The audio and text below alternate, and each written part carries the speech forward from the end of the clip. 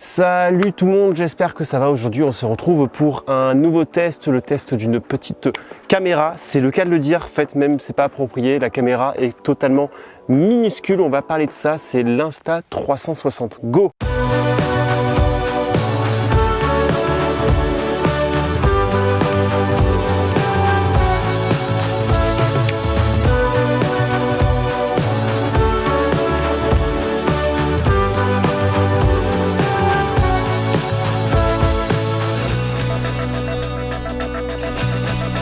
Cette caméra qui ne fait que quelques grammes, franchement, est pas mal du tout. Quand on voit à première vue, on se dit mais qu'est-ce qu'on peut retenir d'une caméra comme ça? Qu'est-ce qu'on peut espérer en termes de qualité, de performance? Quelles sont les qualités? Quels sont les défauts? On va voir ça dans cette vidéo. Et puis évidemment, puisque nous sommes spécialisés dans les vidéos drones, nous allons évidemment la mettre sur un drone.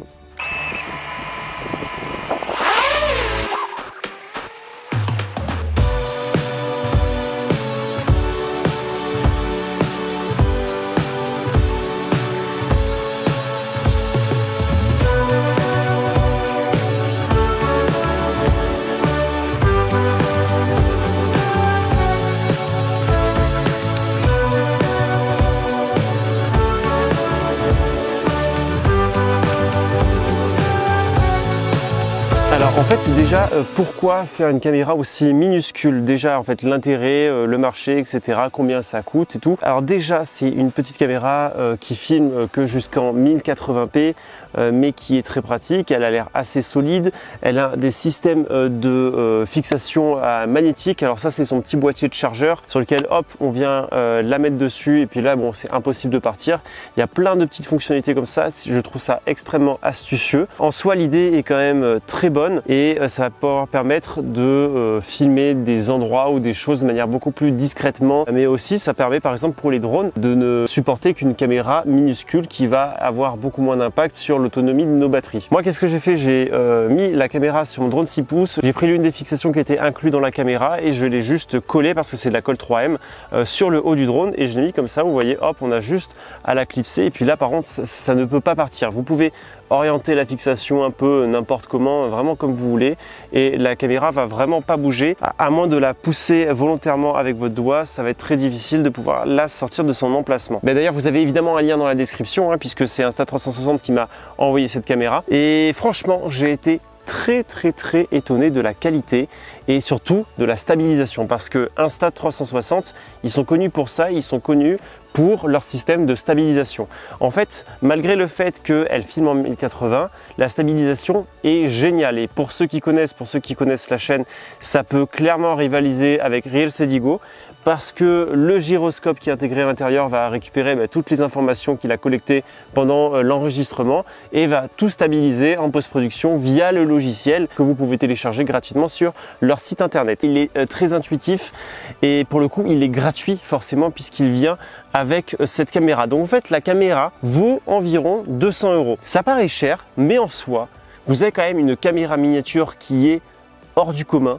Clairement, avec un logiciel de stabilisation du coup qui est complètement gratuit puisque vous n'avez pas à payer autre chose que la caméra. Donc en soi pour 200 € vous avez une caméra qui est minuscule, qui peut quand même vachement bien filmer et en plus de tout ça vous avez accès à un super logiciel de stabilisation. Donc franchement je trouve que niveau rapport qualité-prix c'est quand même pas mal, vous avez accès à pas mal de technologies. Au niveau des défauts de cette caméra, donc forcément c'est le fait qu'elle ne filme qu'en 1080 et ça aurait été sympa d'avoir un format au moins un 2.7K.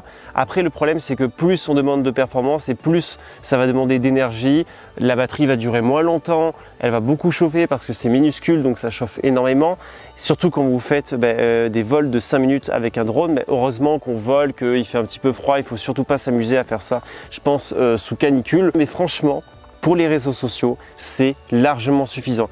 Si vous faites un petit peu de freestyle avec votre drone racer, vous vous en moquez de filmer en 4K. Par contre, c'est sûr que si vous faites une prestation pour un client, que vous êtes télépilote pro, là, c'est pas envisageable un truc comme ça. Va falloir forcément shooter avec une GoPro et RealSteady. Mais en soi, pour les réseaux, c'est largement suffisant. De toute façon, je vous laisse constater.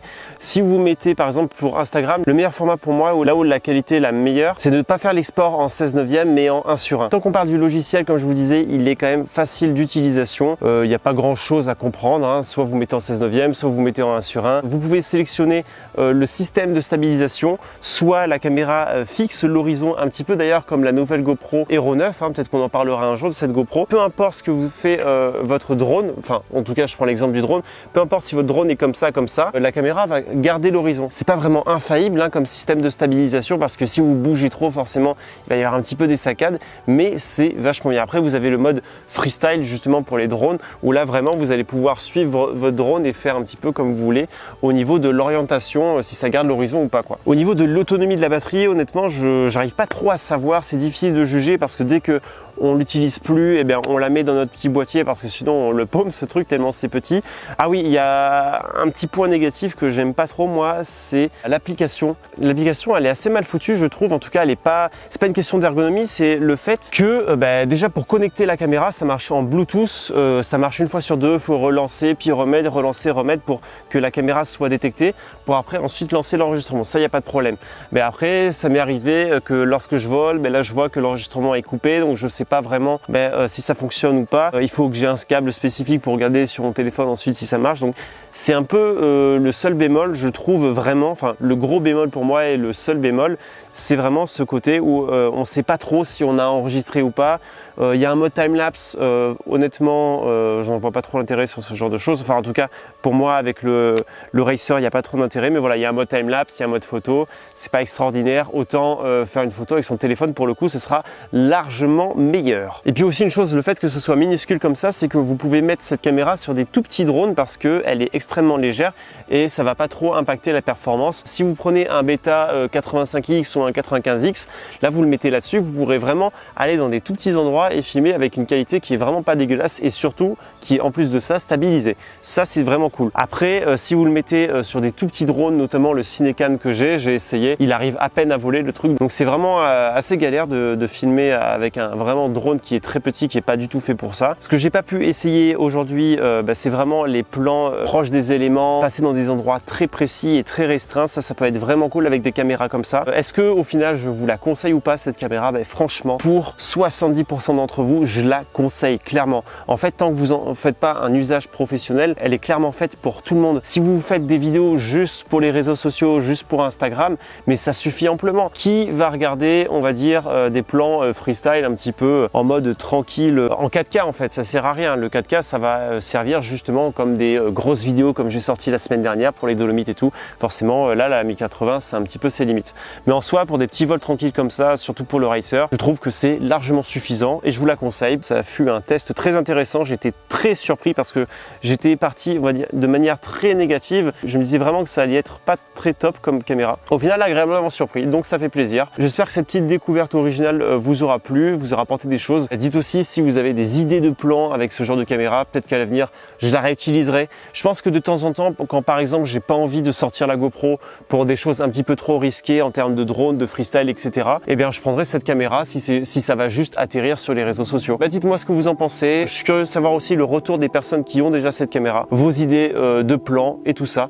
Je vous attends dans les commentaires et je vous remercie d'avoir regardé la vidéo. On se dit à la prochaine. Salut!